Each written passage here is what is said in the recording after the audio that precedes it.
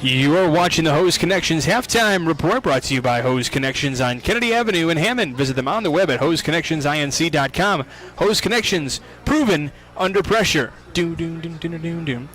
Michael Brenner here along with Rick Novak, Josh Huddleston. And gentlemen, we saw it was an interesting first half of football, one that you might expect for week one of the high school football season, as we're also seeing little Pop Warner guys out there. Yeah, I think I just saw number 71 here on the 50-yard line doing the gritty. So he's happy to be out there. Yeah, 100%. All right, I want to know, what is your gritty skill level on here? Can you do that? I cannot do the gritty. No? I mean, I could try. But What dance moves can you do? I'm curious. The sit down. Rick, how about yourself? Never been a dancer. He just doesn't want to answer the question. All right, we'll move on. Yeah. I mean, an interesting game. It's 7-7 here at the half. It's been penalties galore. We had a viewer point out that it's been 7 against Chesterton. It's an unofficial number. I haven't been keeping track on the numbers, but 7 total flags, 6 against Chesterton at one point. It's a little lopsided. I don't think that's necessarily because we're favoring one team or another. It's just, shooting yourselves in the foot at some points or another and then, costing yourself and not making certain plays. Yeah, it's sorry. The timing of the penalties, I think. Yeah, it's not just the sheer volume. I think it's the timing at critical times, taking themselves out of field goal range, taking themselves out of, good positions and so on and so forth. But, yeah, so I think it's been a kind of a sloppy game. That's to be expected week one, right? I mean, did you really think going in this is going to be played as if this was week, 4 of the season? No, I don't think so. I think, penalties are to be expected, but to Josh's point, you don't want them in those critical moments. I think when you're getting multiple penalties happening on plays that are either explosive plays or you're giving teams first downs where they might have been in third or fourth down, those are back-breaking penalties. Coaches understand that penalties are going to happen throughout a game, but you don't want those really game-breaking penalties that can actually go into affecting the outcome of a game. The other thing, too, is I think both teams lost some critical seniors at some positions.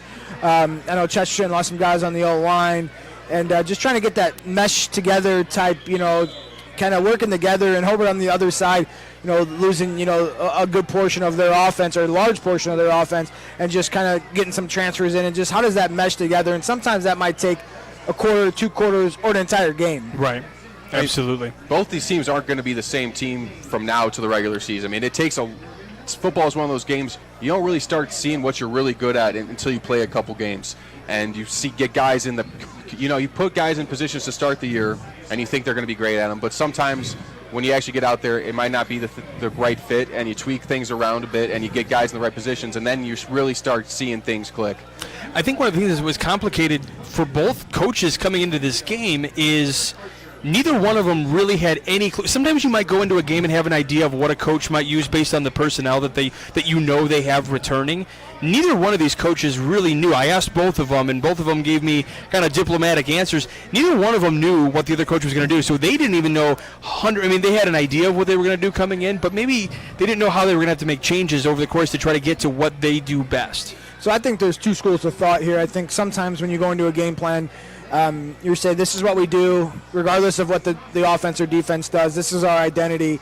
Both of these teams are pretty talented and pretty skilled that they can kind of mend and change things on the fly. So, kind of taking what the offense or defense gives you, if you will. So I think both coaches kind of the scrimmages that we talked to them, they didn't get to really do as much as they wanted to do during the scrimmages. So both teams were really unsure of what the other team was going to do, both offensively and defensively.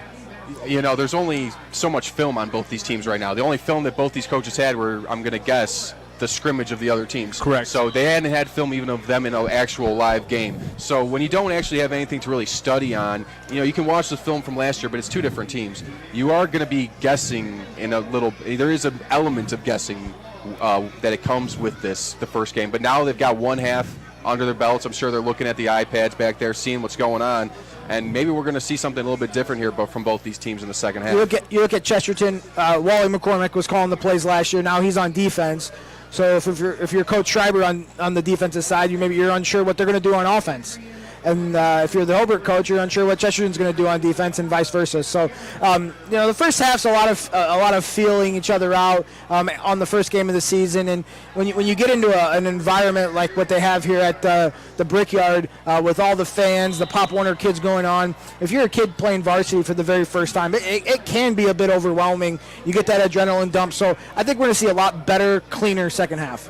That would be ideal to bring you all the great action here at the Brickyard. You got a storied history here. We've seen 2 scores already in this one, both coming in that second quarter. Sebastian Boswell from 1 yard out, really kind of just starting that second quarter out, and then the beautiful pass to T.J. Caldwell as he was cutting from the outside up the middle of the field and getting a nice pass into the end zone from 19 yards out.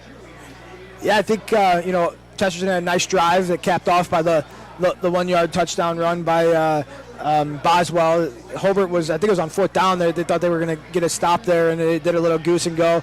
And then Hobart answered back with the touchdown of their own and had an opportunity here. If it wasn't, once again, a big holding penalty when Hobart was driving, which cost them field position. They ultimately ended up punting. So, I'm excited. It's going to be a great second half. I'm going to point out one guy real quick before we head to break, and then I'm going to get your guys' thoughts on changes that need to be made for both sides for sure. Aiden Leonard for Hobart. He's got the interception. He had a big pass down here to keep a drive alive for the Hobart Brickies. He's kind of been standing out both offensively and defensively and kind of making that maybe a case for one of our awards a little bit later on, kind of doing those maybe intangibles that you don't really notice late in the game, but you're like, hey, wait a minute. He had the INT, which allowed Hobart to get the touchdown, and then he had a big catch down here to keep some momentum going for the Brickies. So one guy to keep in mind here in that second half as we send it to a break for just a moment. You're watching Game Night on the Region Sports Network, the only game in town.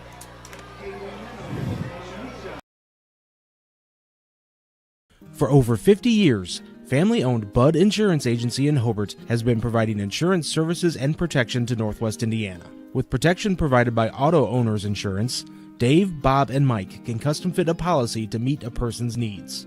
The friendly and knowledgeable staff at Budd Insurance treats each client with personal attention, making your visit a pleasant one. Stop by 615 West 3rd Street in Hobart or give them a call at 942-1028. And you can always visit them on the web at buddinsagency.com.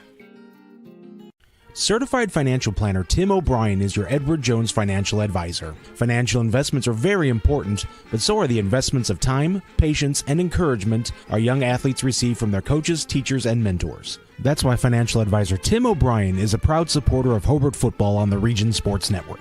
Call 219-947-8208 or stop by his office at 1455 South Lake Park Avenue across from St. Mary's Hospital for all your investment needs. Go Brickies! Edward Jones, making sense of investing, member SIPC. Really? I think it's in basketball. Granger at the Clock Tower is a place to gather in downtown Hobart before or after a Brickies win. Whatever meal you are in the mood for, you can find it at Granger's. Owned by a Brickie family, Granger's also offers an aesthetically pleasing indoor setting, along with an outdoor section overlooking the beautiful Lake George. Check out one of Hobart's highest rated restaurants, located at 437 East 3rd Street in Hobart, and they're open 7 days a week. Visit their Facebook page for daily specials and events. Granger's at the Clock Tower, a good time.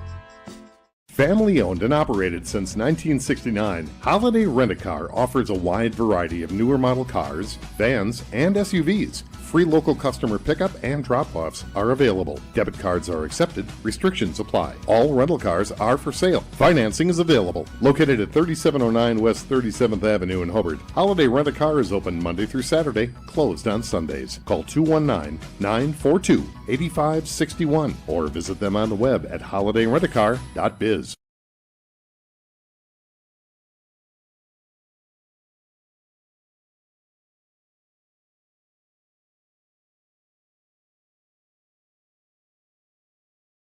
And you can't get to the store? Shop online with Strack and Van Til To Go. Our to-go service is easy to use, and it can save you time and money.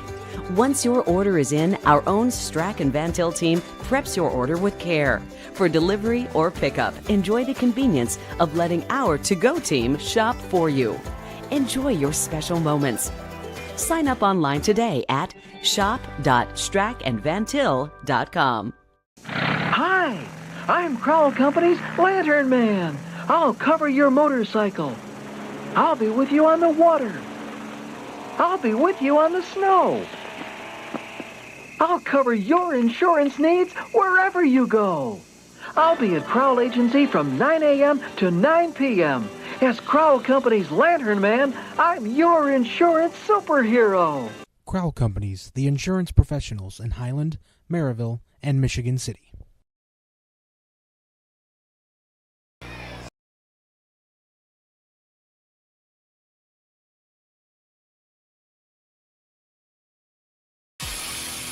From schools to stadiums, hospitals and bridges, everywhere you look, union carpenters are building Indiana.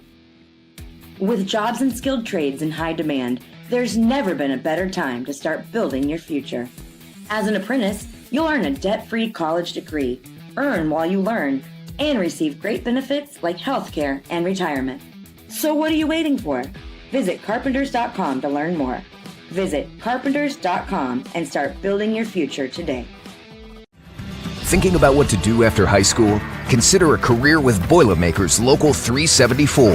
As a Boilermaker apprentice, you'll earn while you learn. We offer excellent wages and benefits, and as part of our no-cost hands-on apprenticeship program, you'll learn from the best in state-of-the-art training centers and on the job. Become a union Boilermaker and get on your way to a great career. Find out more, visit www.local374.org or call 219-845-1000.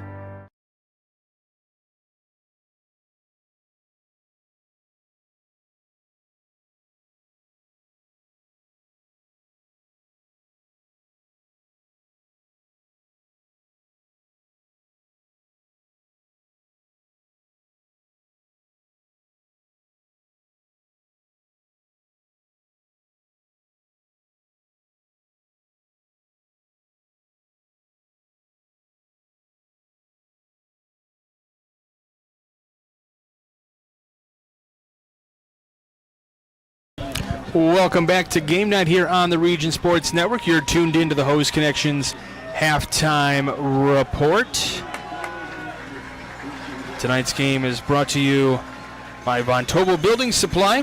Von Tobel, your local building material supplier and design center. Visit vontobel.com to find out more information. Again, we do apologize for the technical difficulties we've been experiencing here this evening. Sometimes internet can be a little funky from time to time, and we do apologize for those. Week one for us here at the Region Sports Network as well. See a little bit of a herky-jerky, sloppy game, and, you know, the only thing that's not sloppy about this is the two guys I'm with here, Rick Novak and Josh Huddleston. These guys are in mid-season form already in their analyst chairs as they wear their analyst hats as well. You should see the hats. They're pretty funky looking. Well, if I was the Bricky faithful is construction themed tonight. They got hard hats on. I think you need to get you one of those. I think you would look good in a construction hat. I don't know if we can get the whole headset around it, but all right, we're getting set here for the second half of action. A little bit of warm-up action for both teams as they come back out onto the field. The Pop Warner teams for Hobart here had a chance to play on the field on the new turf, and one of the cool moments for if you're a younger player getting to play on the field that you're hoping to play on maybe down the road. You've heard your family talk about these games. You know, you go back in history and think about all the fun Hobart games that have been played over the years, and you know, those are just fun storytelling days. You know, back in the day, you know, those are always fun to listen to. All my life. Right? There it is. That's right, all my life. All my life. Work. You got it. I know the guys did that at the preseason pigskin party over at Set 'em Up Lanes in Griffith. So the tradition continues with the Hobart Brickies. All right, second half action. Rick, let's take a look at the Chesterton Trojans. Obviously, trying to stop the penalties would be the obvious one. I don't want to take your thoughts away from you, but what would you like to see change a little bit in terms of the Chesterton Trojans here? What halftime adjustment would you like to see going into half number two? Well, obviously cleaning things up a bit. I think that's their number one thing. In terms of what they're doing on the field, they started doubling Caldwell a little bit there towards the end of the half. I think that they should keep doing that. I think he's by far the most dangerous guy on the Hobart offense. The problem is when you do that, you're taking guys out of the box. You're taking other guys off of other receivers. So I think they got to be careful with how they're double teaming him. In certain situations, certain down and distances, I think they need to put 2 guys on him, but not all the time, because this Hobart offense has shown the ability with Leonard and Shearer to get some other guys to get some explosive plays. So, and also when you're double covering him, Sorensen has been scrambling as well. So I think, how do you take away Caldwell while also not leaving yourself vulnerable? I think that's their big question mark right now for Chesterton.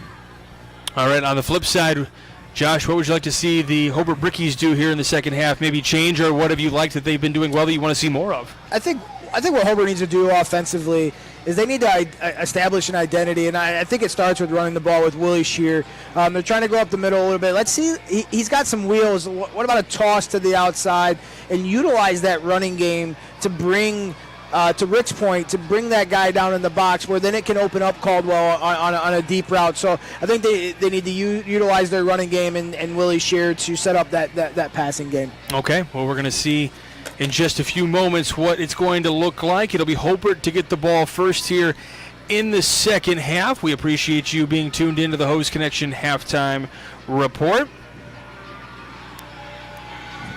Brought to you by the Hose Connections, INC.com. Hose Connections, they're proven under pressure. And don't forget, after the game today, you can tune in to the Centier Bank studio. Mike Jamia, Jack Theo will have a wrap-up of all the scores and highlights from around the region tonight. Mike and Jack doing great work over in the Centier Bank studios.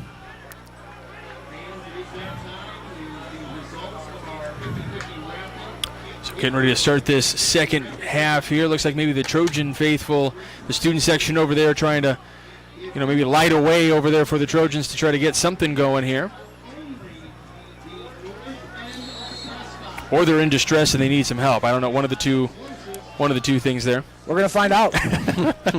We see people sprinting in that direction. We know it was the latter, but hopefully they're trying to light the way for the Trojans here defensively here in the second half.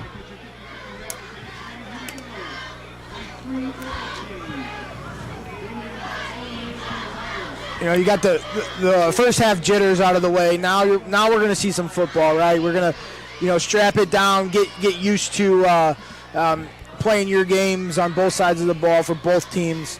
And I think it's going to be a fun and exciting second half, and hope the fans viewing across the country and worldwide are going to get a treat. Well, we know we've had international viewers here in the last couple weeks, so hopefully they're tuned in maybe in Australia. Kind of early day there, maybe mid-afternoon or something like that. Alex Drews will lead things off, kicking this one away. I'm sorry. Nope, I am correct on that. The senior. And Hobart, we see the same kind of kick again here. This one will roll out of bounds, so that's going to be a penalty. It's the unspoken kind of conversation that happens when you have dangerous returners, is they got to start doing things that they're not normally used to doing, so penalties like that happen.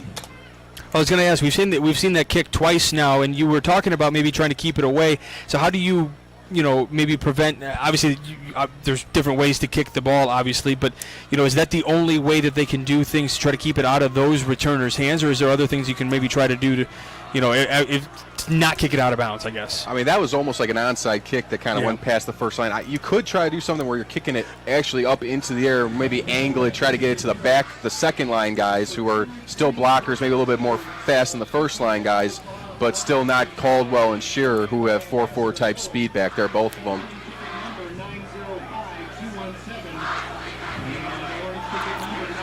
So Hobart will pick it up here at the 35. That's about where it was rolling out anyway, so it didn't make that much of a difference. If it had rolled out at like the 40, you're hoping like, oh, well, maybe we can take that yardage. So starting things up here in the second half. Sorensen's been pretty accurate today. The give is to Shear. He moves ahead. Gets maybe a yard. Doesn't look like it. Yeah, Brady McCormick made a great play on the kick-out block. He stepped out and then bounced in and made the tackle, which was pretty impressive. If that block is made, there's a long way for Willie Shear.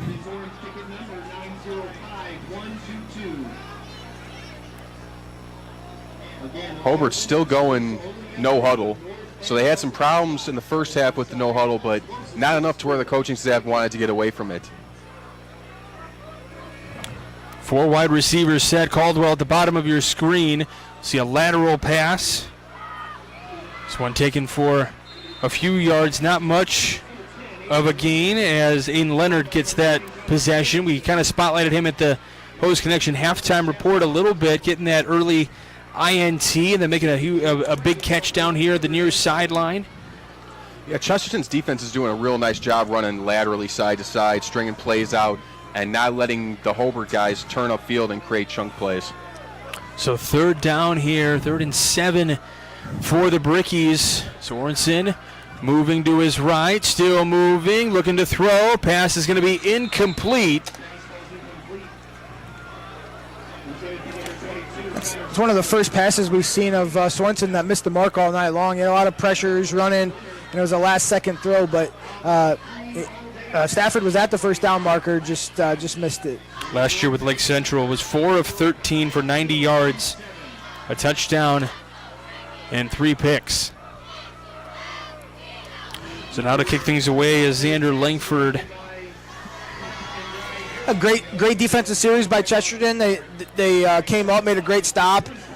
Was playing sideline to sideline on the screen, got the incomplete pass there. So Chesterton, great work on defense.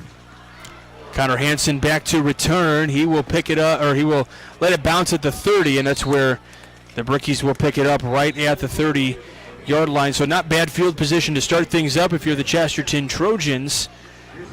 And you forced Hobart here basically to a 3-and-out. So you want to start here if you're the Trojans, want to get something going here. They had a nice opening drive. Do you start maybe with what kind of a script play do they come up with here that's maybe similar to kind of eat some clock here, maybe try to get you a score here early in the second half?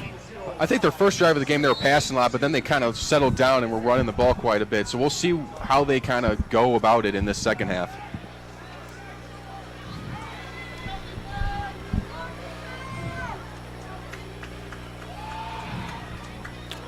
Boswell keeps, goes off to his right, and he's tackled for a loss.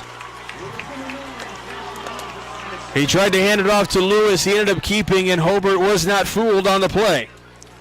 Looked like an RPO, and he pulled it, and he was trying to get the ball out, but I think, sometimes on those plays, like Josh's point earlier, where you give the quarterback so much freedom, he is a high school kid. He's maybe not going to make the right decision sometime, and you're going to eat a loss like that. Yeah, that one looked like it took a little longer to develop. Those RPOs are quick, boom, boom.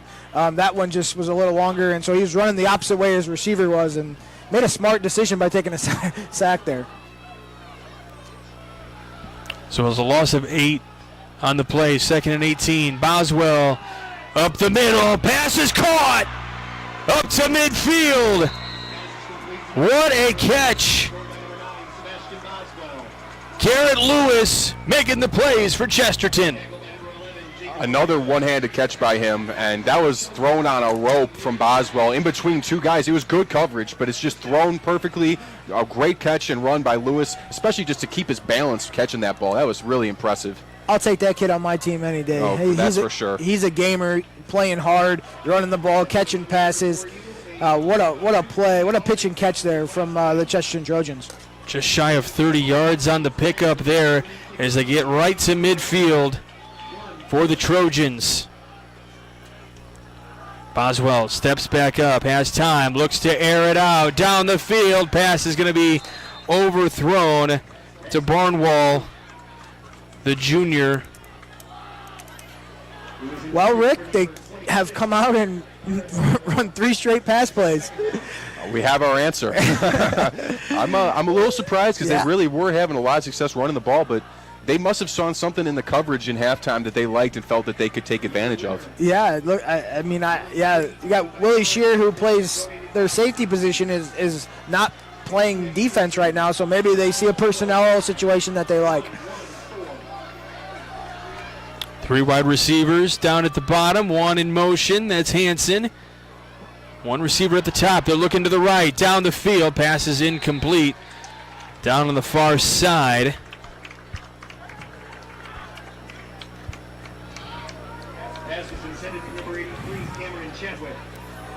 Chadwick was the intended receiver there.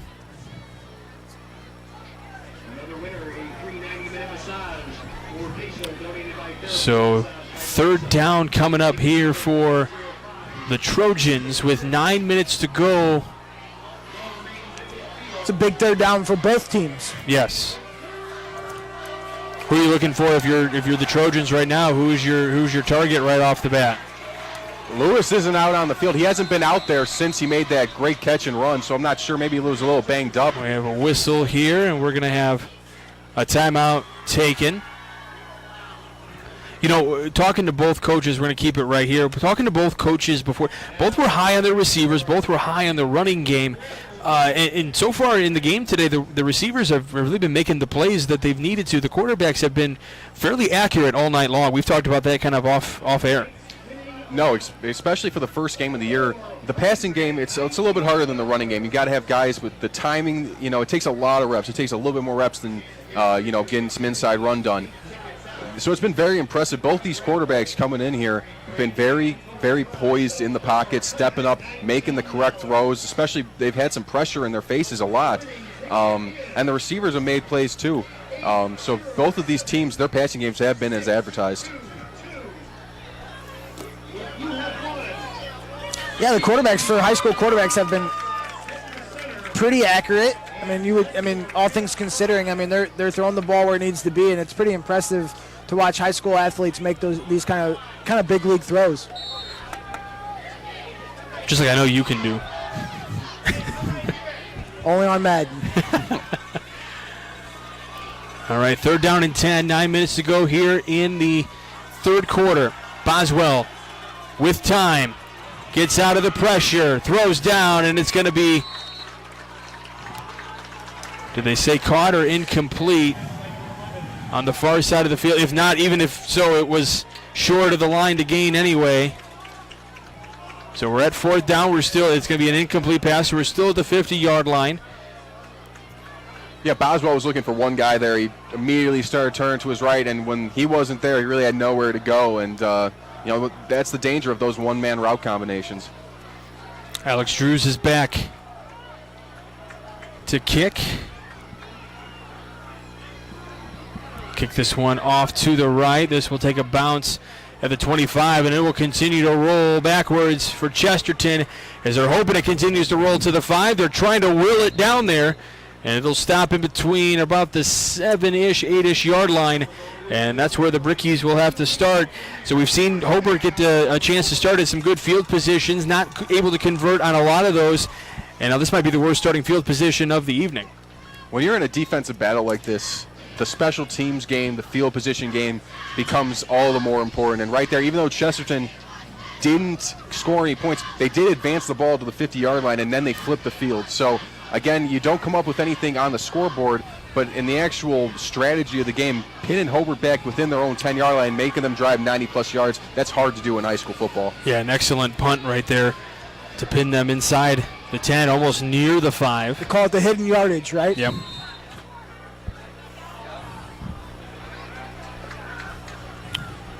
So Sorensen will start things up here.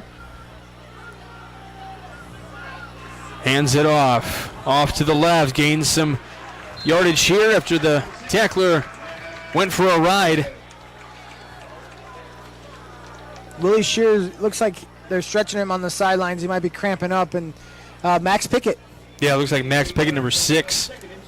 Pickett's a big running back name. Good old Mike Pickett from Lowell. And here's Max getting some varsity time. And we're talking about some diehard football fans here. Lowell and Hobart. Give again on the run, moving ahead. And Pickett is stopped.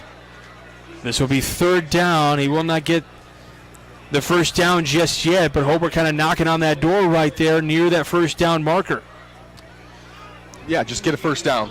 That's all. Nothing fancy here. You got 1 yard to go. Get a first down and get those chains moving, because if not, you're going to have to punt from deep in your own territory. Pickett's a big kid. Got him listed at 5'11", 195. It might be just turn around and hand him off and battle of wills here. Hand off again. He juts ahead, and he's going to get it by a yard. Or are they going to? Yep, that is going to be the first down. They are going to move the chains on the far side. Clock will stop. 7:25, although the clock is actually moving right now.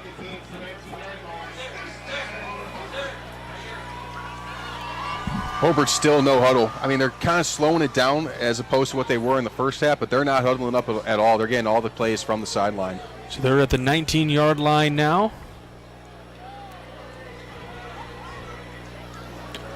Broken play. Sorensen uses his legs, but he's going to be taken out of bounds for a loss of a couple yards. So you're saying that they're looking at the sideline for all their plays. Is that, is that good? Is that bad? It's kind of, I mean, it doesn't really matter, to be honest. A lot of teams, they won't call plays and they won't put anything on a wristband or anything and huddle up. They have cardboard cutouts, whatnot, to kind of signal the plays in. It gives you a little bit more flexibility in terms of not having the huddle going faster or slower, though. Sorensen looking to air it out, looking for Caldwell. Ball is going to be caught at the 45, near the 45-yard line, out across midfield. Caldwell on the near side. I said guarding this kid one-on-one, you're playing with fire. I mean, he came back for that ball. What an elite. We talked about his speed, his route running, but that was great ball skills right there, coming back for that one and reeling it in. I mean, they're playing 12 yards off of him. They're giving him a good cushion. He still ran a go route, but we talked at halftime about the running game setting up the passing game, and they went, 3 straight runs and then took a shot.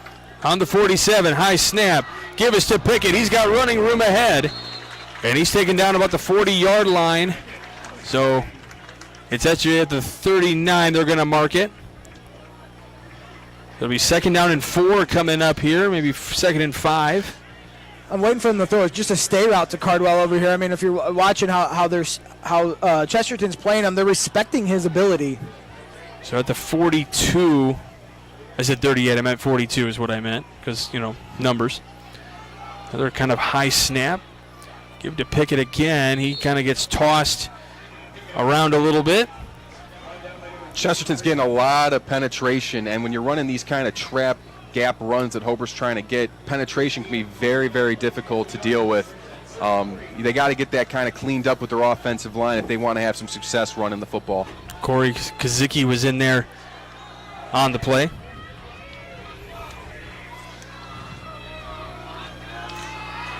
Throw. Caldwell, 35, up to the 30 before he's taken out of bounds. It'll be a Hobart first down. Just talking about the amount of cushion they're giving him and just throwing him kind of a stay route, and that's exactly what they did on that play. And you're seeing him after the catch there, he was almost able to break that one. So after the catch in close space with one defender, he can make a guy miss, and at that point he could be taking it for 6. And sometimes they come back to double moves. So at the 31, Hobart moving downfield, 1st and 10. Sorensen keeps, runs ahead, he's got room, he's in for the touchdown!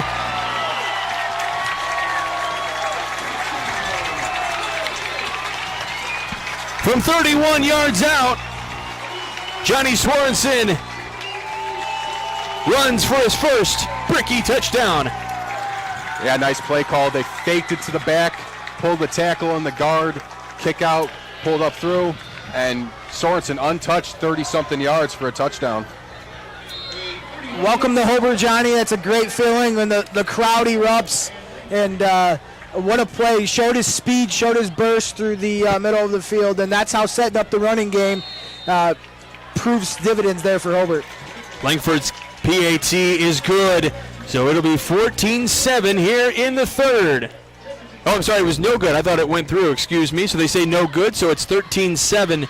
The score still good for the Hobart Brickies. We're going to step aside for just a moment. You're watching Game 9 of the Region Sports Network, the only game in town. Since opening their doors in 1905, Von Tobel Lumber and Supply has worked with Indiana homeowners and contractors to provide quality building materials. Today, Von Tobel Lumber and Supply proudly serves Indiana from their locations in Cherville, Valparaiso, Michigan City, and Lafayette. A department for every room in your home, from building support to bathroom kitchens and more. They can even help you design your next project. Visit VonTobels.com for more information. Von Tobel, building better together.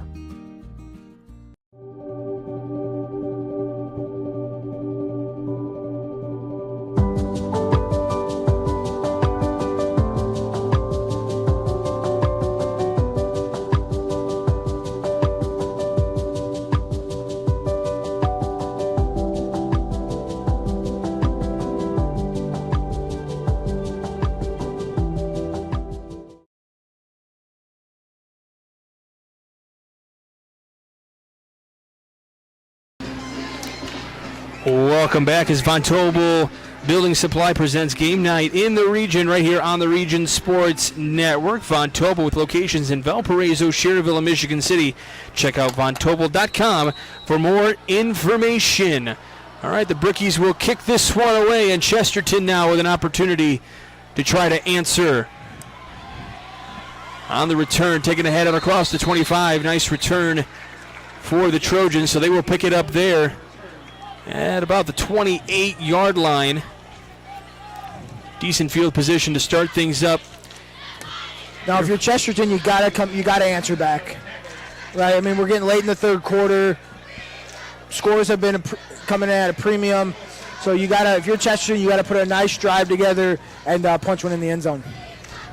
Yeah, you want to string some plays. I mean, even if you can't get it into the end zone, at least you got to get your offensive confidence back. Flip the field. That's exactly the word I was thinking. Build some confidence here. If you are the Chesterton Trojans. Boswell keeps, looks downfield. Pass is out of the hands of his intended receiver. That was Cameron Chadwick. Yeah, Boswell unleashed a rocket right there, and it just went straight through the receiver's hand. I mean, there was some zip on that one. Wish we had a radar gun on that. That was humming. For our executive producers listening, that's the next thing we need to purchase is a radar gun, apparently, for baseball pitches as well. See, it's dual purpose. We'll get many uses out of it. 4:50 to go here in the third quarter. 2nd and 10. Delayed handoff. Here's the flip. Now jutting ahead is Aiden Leonard. And that gained maybe a yard. And Leonard is slow to get up.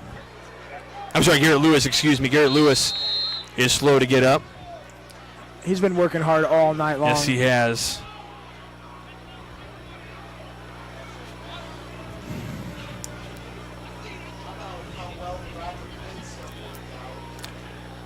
So we will remind you that we have 3 awards to hand out at the conclusion of this one. We got the Crowd Company's Lantern Man Superhero of the Game.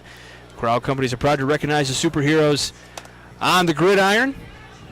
We've got the Proud Union Home Play of the Game presented by IKORCC, the Indiana, Kentucky, Ohio Regional Council of Carpenters. And then we've got the Boilermakers Local 374 Blue Collar Player of the Game brought to you by Boilermakers Local 374.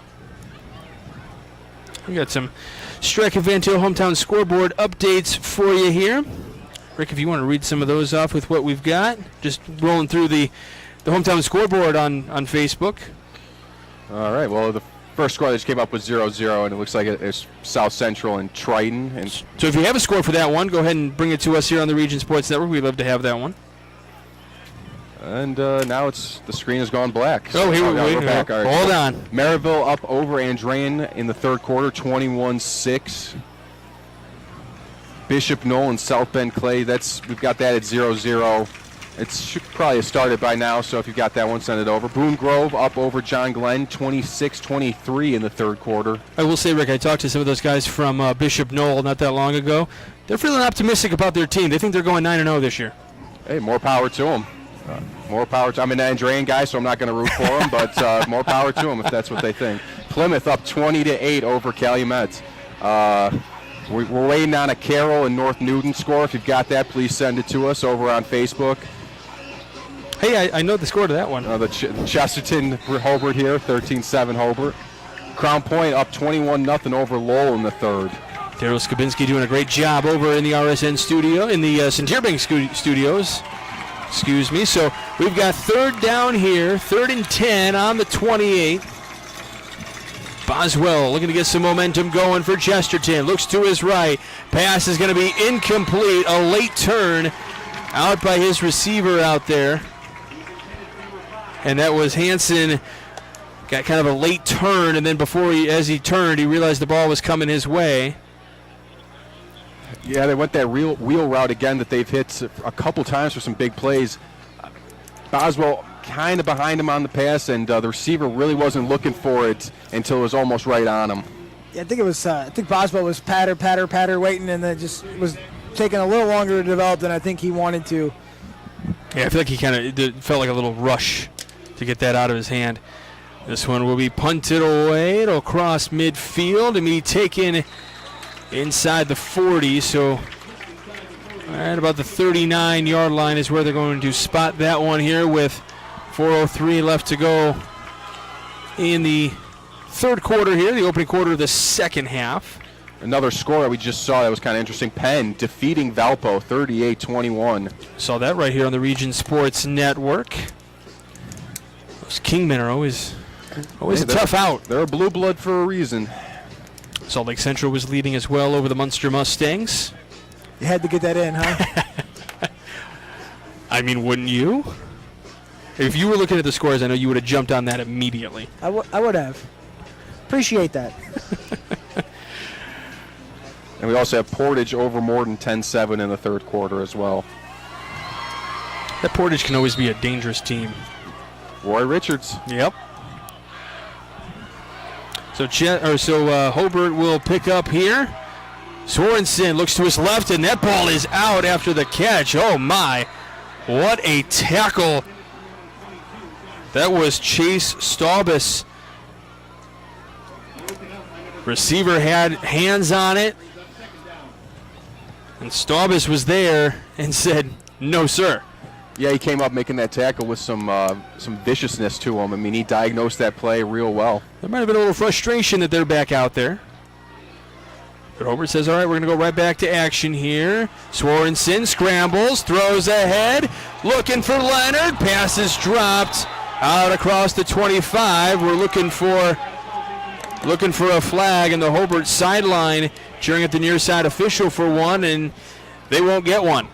I mean, they want one, but that looked like a good play to me by that kid. I mean, he got his hand on that ball at the last end. I want to say that's number 2, Josue McLemore for the Trojans. Nice play there at the end to break up that pass because it was a great throw by Sorensen.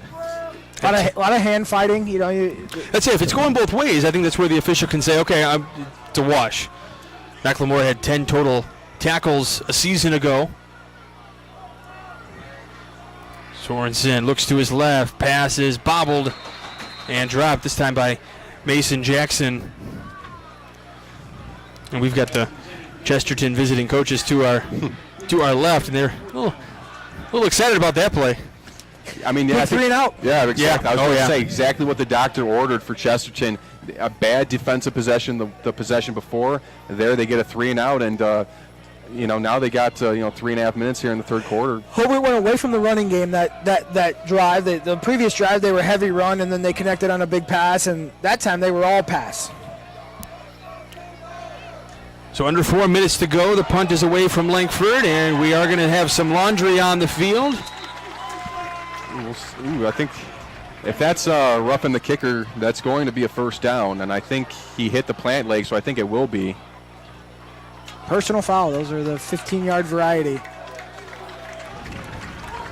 We talked about penalties being crucial at crucial times, and Chesterton, it looked like they had a punt block on. They came in with their ears pinned back there, and they roughed the kicker.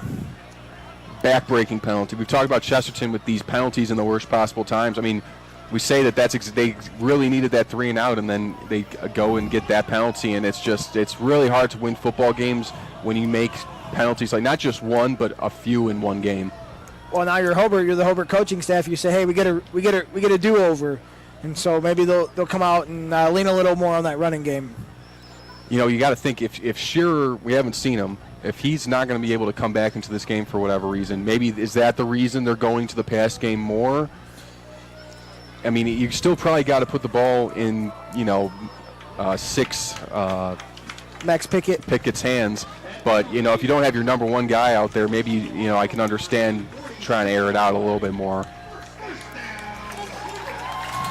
Well, and when I talked to Coach Osika, he said, hey, we want to see balance. We don't want to be one-dimensional. We want to see the balance. So, if you are left in a spot where, maybe the running game isn't going to be a strong suit right now with Willie Shear out, this is where you have your chance to balance things out and try to see what Sorensen has in terms of an arm. And he said, over the course of the summer, he has gotten better as a thrower. So we'll see that development from the summer on display here in the second half. He looks to throw again. Downfield, looking for Caldwell. Pass is caught at the 10.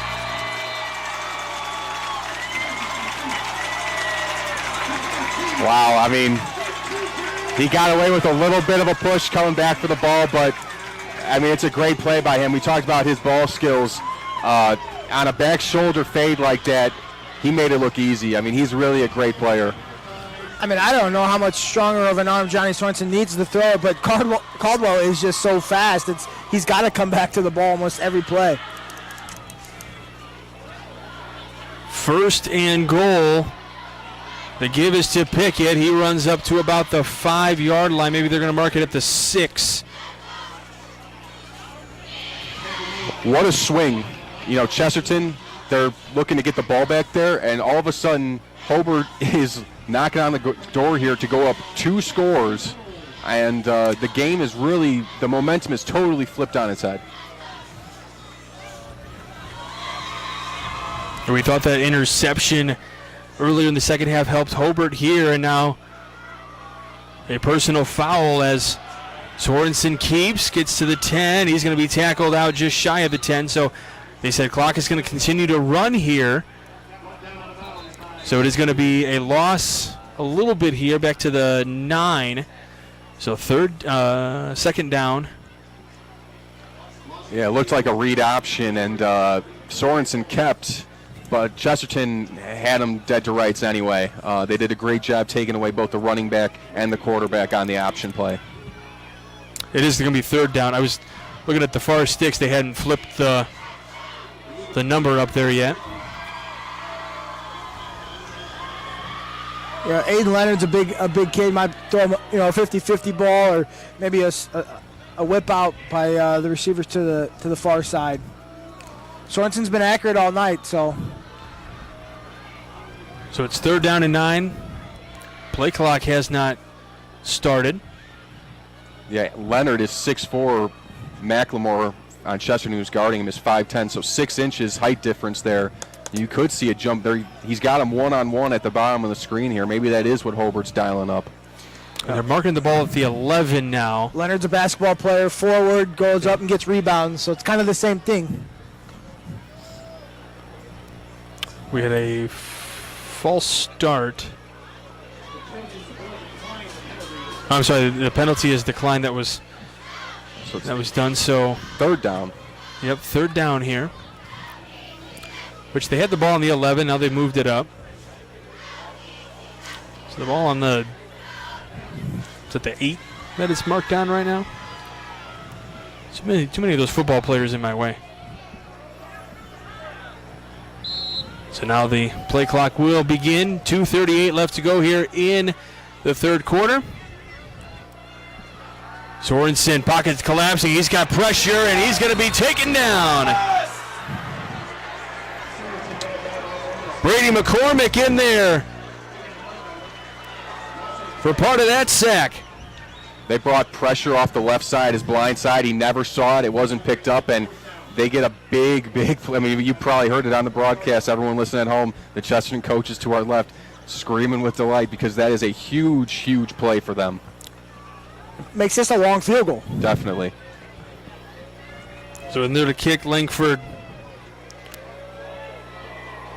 the junior.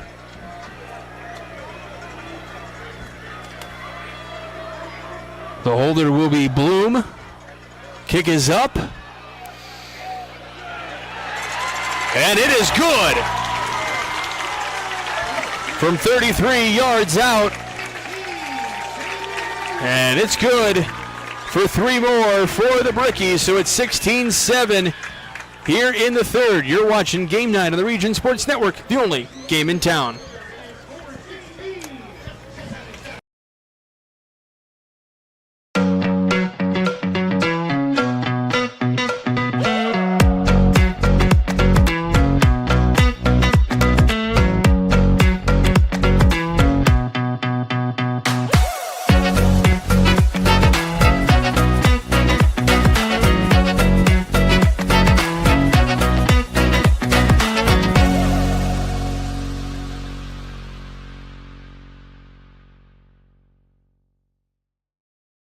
With electrical services from Economy Electric Heating and Cooling, you can radiate the perfect amount of light and energy into your home. From rewiring and code upgrades to ceiling fans, lighting, security, and more, Economy Electric Heating and Cooling's trained electricians will make sure you can enjoy your home on full power all the time. For a free estimate on electrical work, call Economy Electric Heating and Cooling at 219-923-4441, and you can visit them on the web at 4ajobdoneright.com. That's the number 4ajobdoneright.com. Back here in the third quarter at the Brickyard, Chesterton and Hobart. Correction on that field goal yardage. It was about 40-41 on the kick for Langford to add 3 points on the board for the Brickies. So 16-7 is your score, with Chesterton with an opportunity to try to get an answer here. DeMarco on the return and just shy of the 30, but still in bounds and getting out across the 30 now. Huge field goal for Hobart right there. Going up 9, 2-possession game in a game where it's been hard to score. I mean, we've had teams, both these teams, it's been sloppy, hard to execute at certain times. So going up 2 scores, even if you didn't get it in the end zone there, is absolutely huge at this point in the game. And you're looking with Chesterton, we don't know the status of Garrett Lewis, but, I mean, he's your playmaker. He's your guy that you want to get the ball. And if he's not out there, then, you know, you start to look to the next guy. And, you know, with missing him, he's a guy that could take it the distance.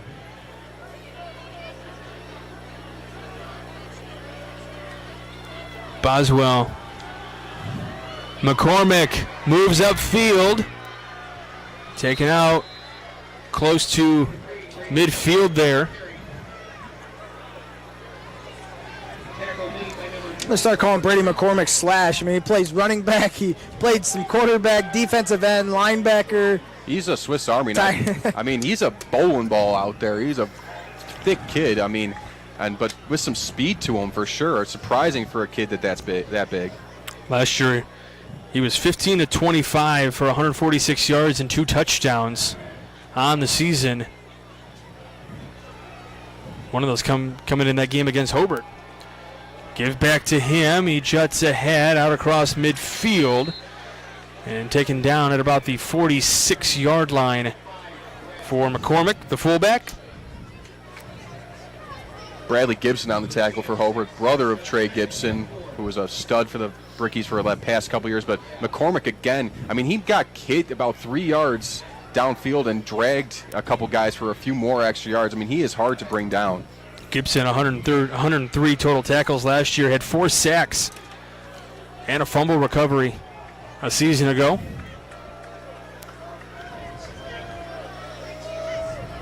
Boswell hands off again. McCormick juts ahead, finds some running room, gets the first down, and we have no flag on the play.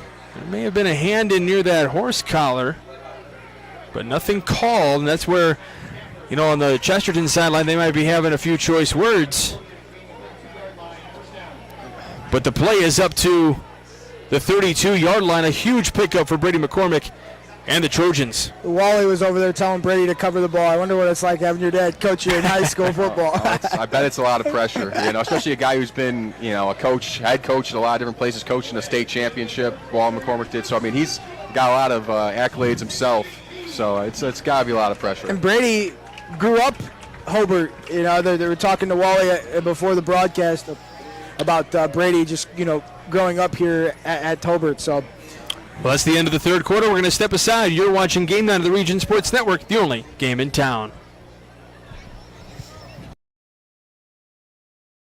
Develop skills that will last for a lifetime with an apprenticeship with the Bricklayers and Allied Craft Workers Local 4, Indiana, Kentucky. The apprenticeship and training program is committed to developing highly skilled bricklayers, terrazzo workers, and ceramic tile setters to provide the construction industry with the best hands in the business. If you are currently working non-union and want better pay with benefits, or if you think learning a new skill with a paid apprenticeship while you earn your associate's degree is the right path for you, visit baclocal4.org/training to learn more about the apprenticeship program. Are you built to succeed? Flip the switch, a light turns on. Press the button, machines and instruments come to life. Touch the screen, communicate with the world. Simple tasks, guaranteed results. Welcome back to Game Night here on the Region Sports Network. Boswell gives off to McCormick again, who finds running room up to the 25.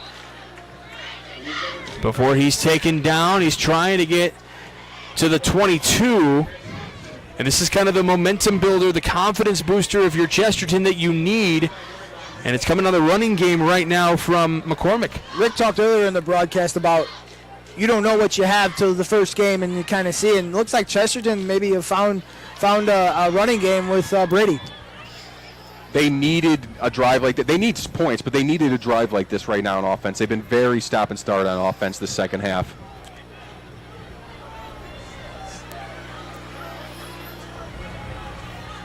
Boswell hands off again. McCormick finds room. He juts ahead inside, and it's a touchdown. Let's go! Brady McCormick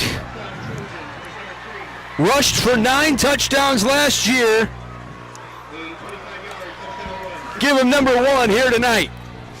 They ran a little counter play, pulled the guard and the tight end. Guard kicked out, tight end wrapped up through to the linebacker. The hole opened up. McCormick was 15 yards downfield by the time anybody touched him. And then when he's a 200-pound kid, when he's back there, it's hard for DBs to tackle him. Bad snap. Ball picked up. Ball is loose. This one is not going to go for a touchdown. The play is stopped.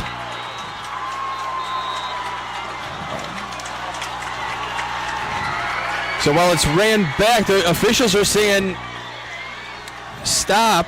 Someone might have been down on the ground when they touched the ball, potentially. I'm not sure. I thought the ball was live, but, you know, is the rule different in high school on a botched field? I wasn't sure, but... Yeah, the officials are talking. I mean, our head official immediately started to signal stop of the play. I was the scoop and score guy on the block field goals. I was always the guy that ran up in case the block kicked, so... Coach Osika is going to get an explanation here. I'm sure no matter what he's going to hear, he's not going to be a fan of it. I mean, you talk about something that could have been a momentum swing. I mean, it is a PAT. Is that part of the problem? I'm not, you know, we don't have a rule book on hand, folks, unfortunately. I do think, because I think there was a rule, wasn't there a play in college where a runner started to run back on a PAT and they couldn't on a fumble for a PA? I believe that might be the case because it's a point after. Yeah, I mean, Chesterton caught a break there either way. I mean, that could have been points for Hobart, and it's still a 3-point game. Yeah, the 3-point game is where it's huge right now. I mean, it would have been a 2-point game if that PAT was made, which then, I mean, if they were to get a field goal late, that's where the major swing would have happened. But right now, you're happy that you're just at minimum 3. I mean, we've seen both teams have problems in the kicking game, and again, you can simulate kicking in practice, but you're not going to have your practice defense guys probably go that hard on a simulating kickoff, so they don't hurt the kicker. When you're out in the game like this, it's a lot more pressure, a lot more physical, and like I said, we've seen both teams have problems with the kicking game today. This first game jitters. We'll see what Chesterton does on this kickoff. Are they going to pooch it, scrub it, or kick it deep?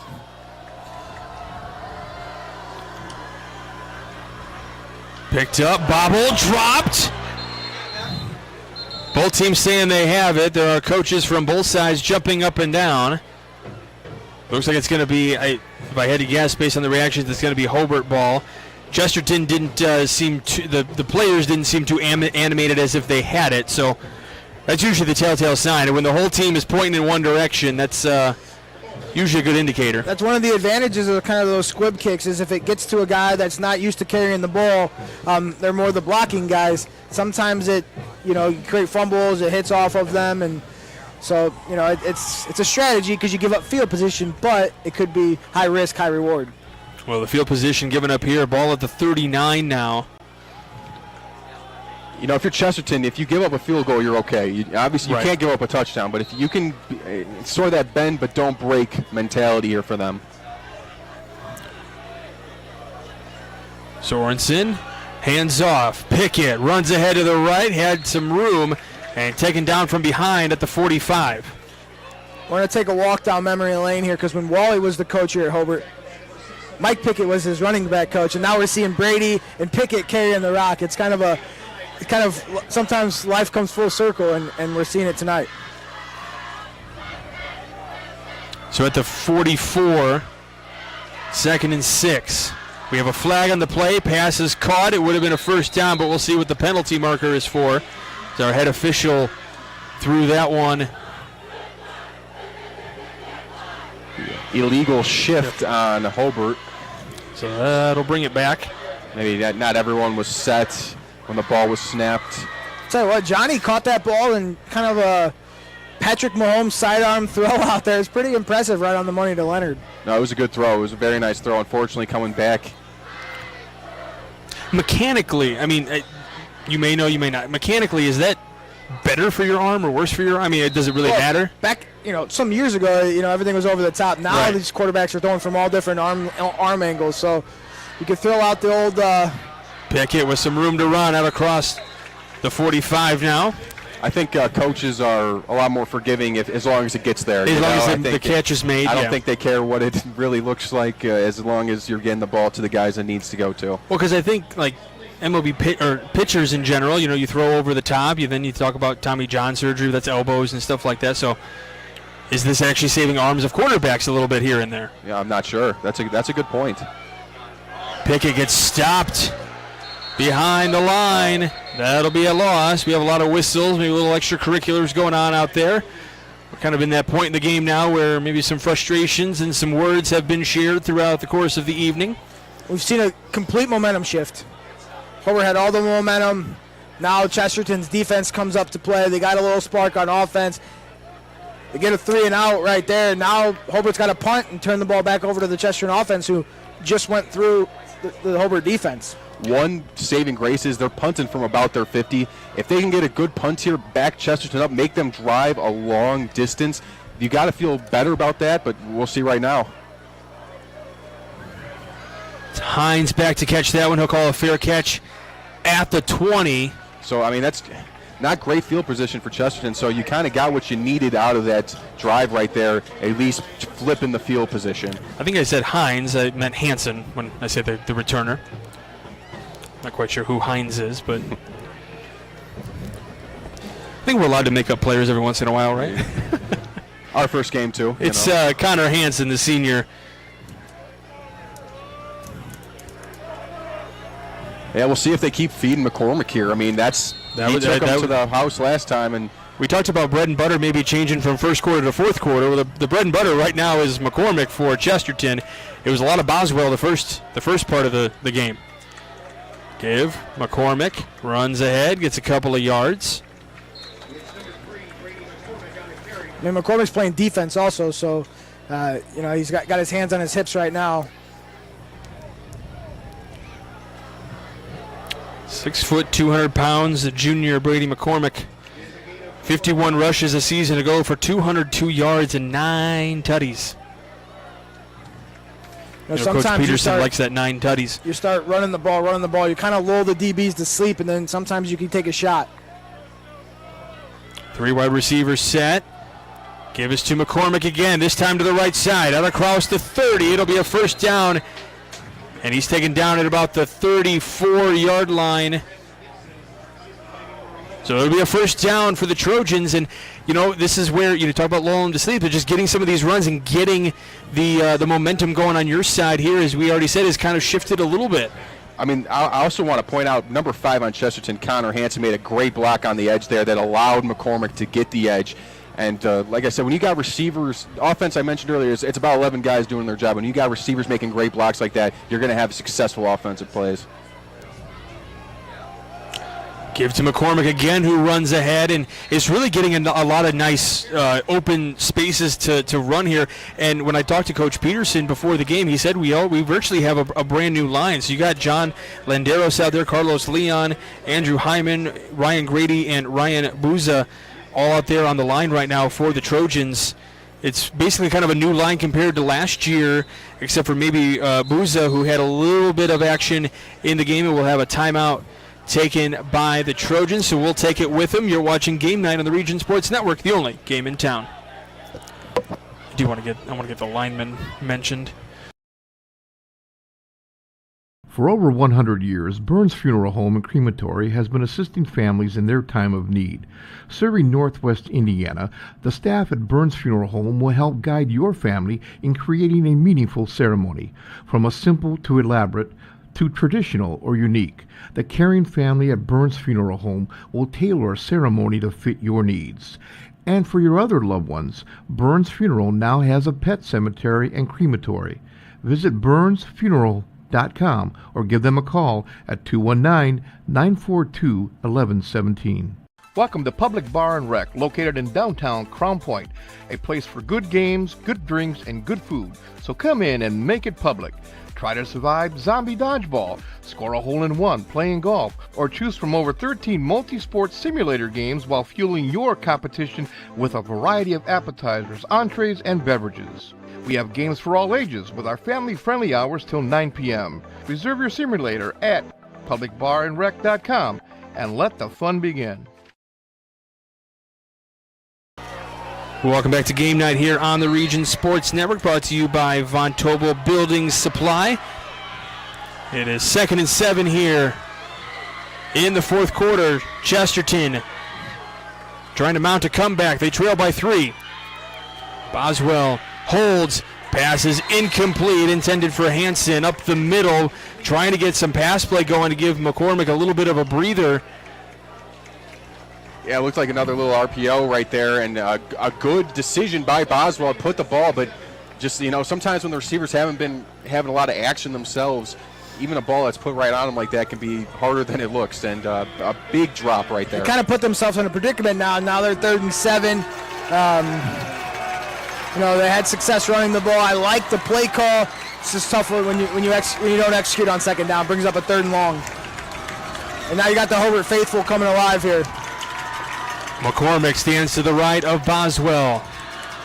Gives to McCormick. He runs ahead. Spinning. He gets the first down out across the 45 near midfield. Brady McCormick having himself a second half here tonight. I mean, this is going to sound crazy what I'm about to say, but he kind of reminds me of Jerome Bettis in a way where he's just a big, rumbling guy who's just going straight at it and doesn't maybe look pretty, so to speak, but it's really effective. It doesn't have to be pretty if it's effective. The Hobart faithful would look a little Andrew Jackson-esque. That's a big bowling running back and just keep plowing and plowing and plowing. We're on the 7-minute mark here in the fourth quarter. Chesterton trying to put a good drive together here. McCormick again, this time is stopped right at the line of scrimmage. So Hobart defense stepping up here. A lot of guys in on that tackle. Andres Castillo, Maurice MacArthur, Andrew Martinez all on the defensive end and defensive tackle line there. Bradley Gibson, Zach Bloom, and Jared Hansen on the linebacker core. And then your backs, Connor Stafford, Jacob Ramirez, Cale Schlosser. Coming out of that timeout, Hobart went a little more weight on the defensive line. Yeah, they also, more guys in the box closer to the football. They got 7 guys in the box now playing the safety a little bit closer down in too. 2nd down here. Boswell steps up, throws to his left, throw is low, and it's dropped on the far side of the field. CJ Perez, the intended receiver Man, third down here and 10, and Chesterton only has one timeout left, so, if you had 3, you maybe could punt it back to him and try to play defense, but with only 1, I think this makes it 4-down territory right here. I'll tell you what, we talked earlier in the broadcast about the first game and kind of the where are these guys at from a physical standpoint. I see a lot of hands on hips, and a lot of guys are tired this late in the game, so, you start thinking that, factoring that into your play calling and the things that you're trying to do on both offense and defense. Third down, McCormick runs ahead, gets the first down out across the 40. When they need him the most, Brady McCormick steps up and makes the run that they need. And, Rick, I'm looking at you. All you can do is just go, oh, my gosh. Second time on this drive we've seen a third down and 10, and Brady McCormick has just plowed it straight up the gut for what they need. He's really, this second half here, since Garrett Lewis has gone out of the game, he's stepped up his game so much. He's basically dragging these guys. And credit to that line for making those spaces available for him to have a lane. So on the 39, 1st and 10. McCormick again with it, runs ahead, gets the first down or close to it. There's going to be a yard short at the 30, trying to get to the 29. So they're going to mark it a yard shy, and I believe now Hobart's going to call a timeout, so we'll take it with him. You're watching Game Night of the Region Sports Network, the only game in town. Centrally located in downtown Indianapolis, the Hampton Inn is just steps away from Bankers Life Fieldhouse. Situated at 105 South Meridian Street, shopping, restaurants, entertainment, and many Indianapolis attractions are in near proximity. Hampton Inn has much to offer, including a hot breakfast, high-speed internet access in every room, as well as a gym fitness center. For reservations, the number is 317-261-1200. The website is hamptonin3.hilton.com. Hampton Inn, Indianapolis, downtown. Blythe's Team Sports in Valparaiso is a leader in athletics apparel and equipment sales. With in-house production including screen printing, trophies, embroidery, and more, Blythe's can help you to create the perfect look. For more information, visit them online at teamblythes.com. Blythe's Team Sports in Valparaiso, where the athletes shop. Welcome back to Game Night on the Region Sports Network, brought to you by Von Tobel Building Supply. Von Tobel building better together here in the fourth quarter. 5:36 left to go. Chesterton putting a drive together, and really it's on the back of Brady McCormick, the junior here for the Trojans. Hobart keeps walking their linebackers up to the edges and leaving one linebacker. So any time the running back's able to get through the first line, they're not getting tackled until they get to the secondary. So maybe Hobart's going to drop a couple linebackers back and let them scrape across the line.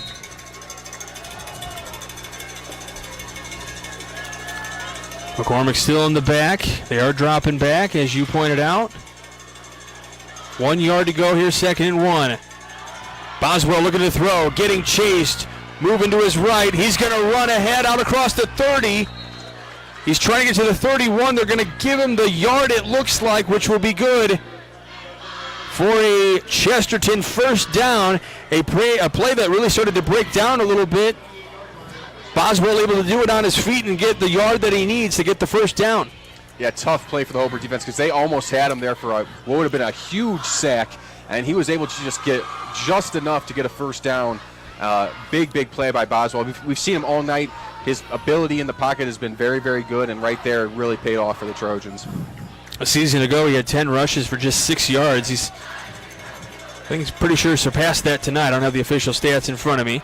McCormick, though, finds a cut to the right, is going to be tackled kind of immediately, made that cut, and that's kind of where he ran into a little bit of trouble here, but he does pick up about 3 yards on the play. So, we can tell up here, clearly he's got some tired legs, but there, once he gets the ball, it's like that just dissipates. He gets that magic water that they had in Space Jam.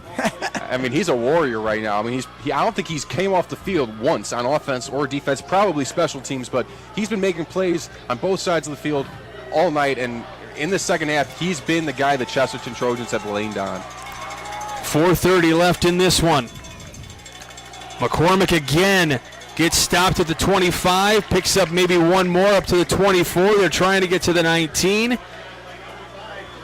Boswell runs to the sideline, waits for his play call there.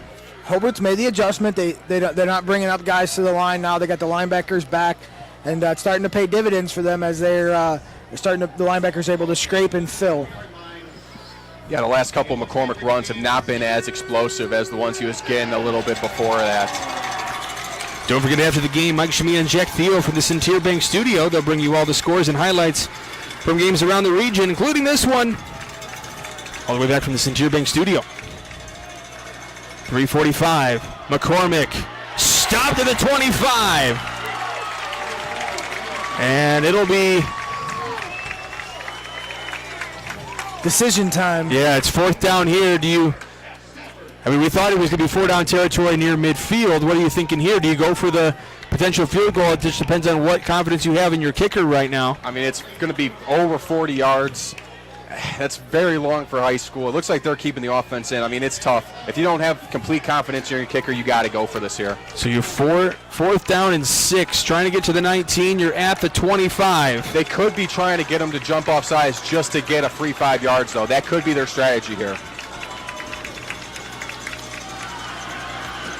Boswell keeps, shuffles off to Hansen. Hansen gonna be stopped. It's a turnover on downs. And with 2:53 left to go here in the 4th, Hobart leads by 3. And while that momentum may still kind of feel up in the air a little bit, that is certainly a momentum helper if you're the Brickies. I mean, Chesterton only has one timeout left here. I mean, if you get one first down, it's over. So, that's what you're telling your guys right now. One first down, and we're 1-0 in this season. If you can't get that, Chesterton's going to have some time here to get the ball back and try to get something. There were a lot of questions about Hobart coming into this season. You lost a lot of your offense from a season ago. Trey Gibson. You lose Noah Ehrlich to go to Crown Point. Johnny Sorensen comes in here. What is that going to do for the offense here at Hobart? A lot of questions were somewhat answered today, as this one is taken for a loss. Hayden DeMarco in on the tackle. Do you want to go, Josh? That's not what you wanted if you're the Hobart Brickies.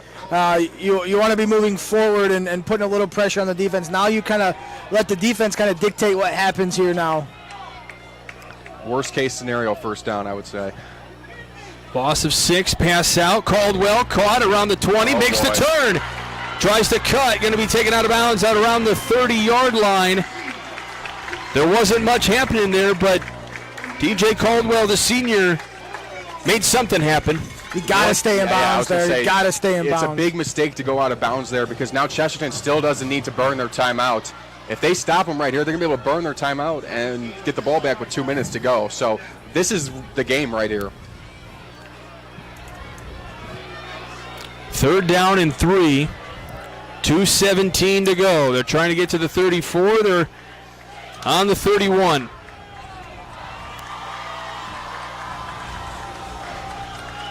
Sorensen spins, runs, gets ahead. He's right about that marker. I think he got it. And they do have him marked at the 33. They need to get to the 33, it looks like. The board had 3rd down and 3. They really only needed 2, and they did get it. So it's a first down with 2:10 to go. That's a savvy play by Sorensen, too. He knew where he had to get to, and he made sure that he did. Sorensen making plays happen with his legs. He's been fairly accurate with his arm tonight. That was one of the things I mentioned earlier. Coach Osika said he's getting better over the course of time. He's a senior, but he's getting better as a passer. And right there, a whole swarm of Trojans there to stop a Brickie right on the 30. And right now, I mean, you still have a timeout to go for the Trojans, so it's a matter of when do you want to use that. The loss of yardage is not helpful for the Brickies because you want to get a first down to try to milk this thing and win this thing out. I mean, from the Chesterton perspective, you probably want to use your timeout as late as you possibly can, so you don't have to use it just yet. You can play defense here for 2 more plays and then try to, if you stop them, get them to punt on 4th with the clock stop. So play clock down to 10, so still 10 seconds before, or about 9 seconds before we see the play. They do start it a little bit early, loss of yardage. I mean, big loss of yardage. You had 5 extra seconds there to run off. And I say they started it early.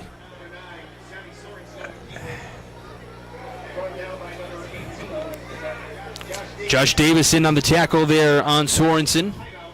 And you start looking now, there's going to be a potential punt here. And Chesterton's come close. Hobart has a long snapper that gets it back there pretty quick, being highly recruited, offers from Division I. So the accuracy of the snaps are good, quick with speed. So that plays a big factor into it. But, obviously Chesterton's going to have to go all out for a punt block.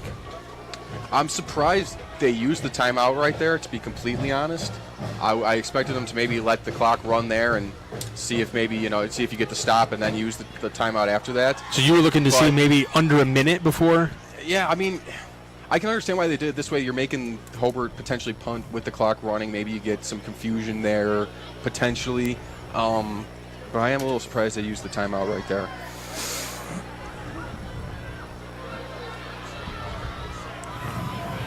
The ball sits on the 29-yard line. They're trying to get to the 44. It is 3rd down and 15 here with 1:11 to go. Do you take a shot to Caldwell? He's on the low side and near side of the field. No. They give for the run. Willie Shear back in the game, has room to run on the left side, gets the first down, out across midfield, up to the 40, cuts back to the right, gets past the blocker, up to the 25 before he goes down and stays in bounds. Man, what a great play.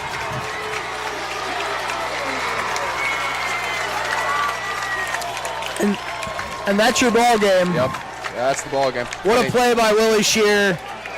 Get outside and savvy. He could have tried to be selfish there. That's a great play by a great kid, great athlete, just giving himself up and not avoiding contact. And sometimes players try to do too much and ball pops out. We hadn't seen him in a minute, but comes back out and makes a big difference right there at the end. He had been battling cramps the second half, and he gets in there and makes the game-winning play. I mean, and he showed his speed right there. He was running past everybody. And that'll wind it down. And the Brickies are going to hold on and get the win, 16-13. There's still 17 seconds on the clock, but this one essentially is over. It was a 35-20 victory last season over in Chesterton. It was a rout. I mean, it was like 28-0 to start things up. And then tonight, Chesterton gets on the board first. But really, the Brickies were the ones who come out on top 16-13. And when it comes to a team who made less mistakes, it was the Brickies tonight. I mean, that's kind of what it came down to in a lot of ways. Exactly. I mean, it's less mistakes, and especially less mistakes in pivotal moments. Chesterton, they made too many errors in the biggest plays of this game to really win this game, especially when you've got a team on the other side that's just as good as them, if not better. You can't afford to make mistakes like that, and tonight they paid. It is the first game of the year. They're going to get this on tape, get back to the drawing board, but going forward, when they got Warsaw next week and then DAC play, they can't have mistakes like they had tonight. Yeah, you talk about the first game of the season, and it's a non-conference game, and two good opponents battling it out on the gridiron. I think both teams learned a lot about who they are as a ball club. They learned a lot about the personnel, the play calling, and so on and so forth. So no, there's not a loser in this game. There's a loser on the scoreboard, but both teams, as they start looking towards the season, you don't win sectional titles in game one, but you definitely can identify some things that you need to work on and some moving some players around. And so while the score says Hobart is victorious, and obviously they'll take that, but the reality is on these non-conference games, you get to learn a lot about who you are as a ball club. Yeah, and I say it's who made the fewest amount of mistakes. That's not to discredit the athletic ability that we've seen so far in this game. I mean, there were some big plays on both sides of the ball today for both teams. Really, it was impressive to watch both teams, and it was a fun one. It was a pleasure to be here with you guys, and we're going to step aside for just a moment. We got our awards to hand out. You're watching Game 9 of the Region Sports Network, the only game in town.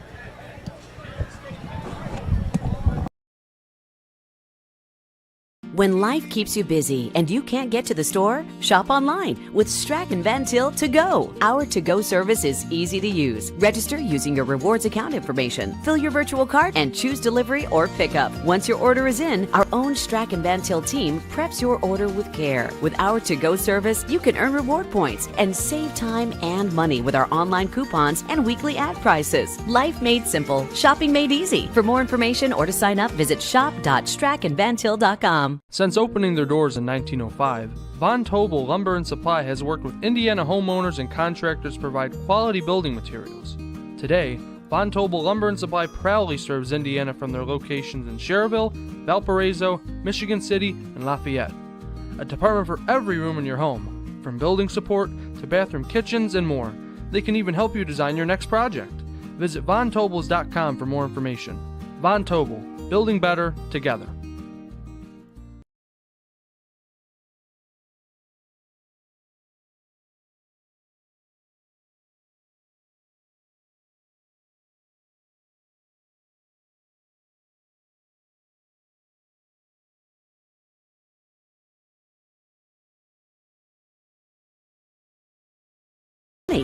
Once your order is in, our own Strachan Van Til team preps your order with care. For delivery or pickup, enjoy the convenience of letting our to-go team shop for you. Enjoy your special moments. Sign up online today at shop.strachanvantil.com. Hi, I'm Crowell Company's Lantern Man. I'll cover your motorcycle. I'll be with you on the water. I'll be with you on the snow. I'll cover your insurance needs wherever you go. I'll be at Crowell Agency from 9 a.m. to 9 p.m. As Crowell Company's Lantern Man, I'm your insurance superhero. Crowell Companies, the insurance professionals in Highland, Maryville, and Michigan City. Welcome back as Von Tobel Building Supply presents Game Night in the Region right here on the Region Sports Network. Von Tobel, your local building materials supplier and design center. Visit VonTobel.com for more information. All right, I told you we have awards to hand out. We're going to do so right now. Let's take a look at our Crowell Companies Lantern Man Superhero of the Game, brought to you by the Crowell Companies. We're proud to recognize the superheroes on the football field. The Crowell Company Lantern Man Insurance Superhero of the Game goes out to TJ Caldwell, wide receiver for the Hobart Brickies. He made some huge catches in some critical times. He came back, battled for the ball, was dynamic with the ball in his hands, and he also scored the first touchdown of the game on a beautiful post route. So he is our Crowell Company Lantern Man Insurance Superhero of the Game. Perfect. All right, let's take a look at our Proud Union Home Play of the Game presented by IKORCC, the Indiana, Kentucky, Ohio Regional Council of Carpenters. That came kind of late in the game off the boot of Xander Langford. It was a over 40-yard field goal, which ended up being the difference maker in this one, as it was a 3-point game. That field goal from long range, over 40 yards, to be able to put the Brickies ahead, made a huge difference in this one. That's why that's going to be our Proud Union Home Play of the Game. And then our Boilermakers Local 374 Blue Collar Player of the Game, brought to you by Boilermakers Local 374. Earn while you learn with Boilermakers Local 374. Brady McCormick from the Chesterton Trojans, out there making plays, offense, defense, nearly willed his team to victory in the second half. They were getting nothing going on offense, and he just put the team on his back, was getting big carry after big carry, first down after first down. You could tell he was absolutely dead tired at the end of the game, but he still kept coming and coming, and I mean, what a great performance by him, albeit in a losing effort, but he did all he could to help his team win. Yeah, it was a fantastic game, like you said, really putting the team on his back and trying to will his team to a victory here tonight. Make sure you stay tuned, as Mike Jamia and Jack Thiel will have all coverage from today's games from around the region. They'll have highlights and scores from all over the region tonight from the Centier Bank studio, so make sure you tune in to them. Our executive producer is Chris Ramirez. Our operations manager is Rich Castillo. Video coordinator is Claude Martinez, and our sports director is Jack Thiel. Your broadcast crew tonight, myself, Michael Brenner, along with Josh Huddleston and Rick Novak. Gentlemen, a pleasure working with you here to open up the high school football season. Our producer today was Zach Zanelli. On video was Mike Dewan. Gentlemen, nice job tonight. navigating through some of our technical difficulties. You guys did an amazing job. Big thanks to Coach Peterson and Coach Osika, our coaches for Chesterton and Hobart, respectively. And then, of course, the athletic directors, Jeff Hamstra and Mike Black from Chesterton and Hobart, respectively, as well, for helping us get ready for the game, both the coaches and the ADs. And then, of course, you, the viewers, on YouTube, Facebook, Region Sports, and IHSAATV.com. Without all of you, we wouldn't be able to do what we do. So plenty of action coming your way the rest of the evening here to recap Week 1, and then we'll get you set for Week 2. It's already going to be here before you know it. You've been watching Game Night on the Region Sports Network, the only game in town.